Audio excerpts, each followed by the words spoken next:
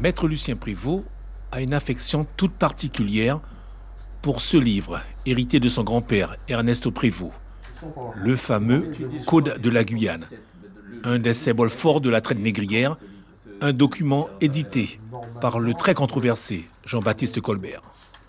J'ai hérité ce document de mon père qui lui-même l'avait hérité de son grand-père, son père, donc de mon grand-père. Je vous avoue que je l'ai lu. Et ça a été très difficile pour moi d'aller au bout en une seule fois. J'ai lu ça petit à petit, défendant aux esclaves de vendre des cannes à sucre pour quelque cause ou occasion que ce soit, même avec la permission de leur maître, à peine du fouet contre les esclaves et de 10 livres tournois contre le maître qui leur a permis et de pareilles sommes contre l'acheteur.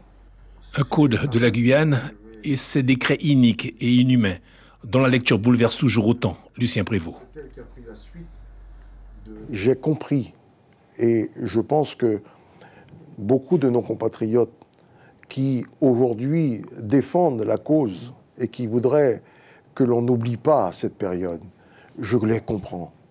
Je les comprends parce que ça a été, pour nous, Guyanais, la période la plus dure que nous avons pu vivre dans ce pays. C'est la mémoire de la Guyane qui est ici.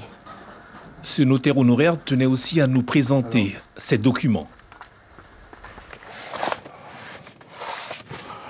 Ça, 1837. Des actes de vente d'esclaves qu'il conserve précieusement. Quand on achetait une maison, et on achetait en même temps les esclaves qu'il y avait là-dessus.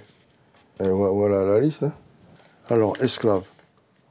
Romulus, nègre, d'environ 41 ans, estimé à la somme de 1,8. Tout ça, ça fait partie de tous les documents que j'ai actuellement et que je vais donner aux archives départementales qui seront ouverts au public.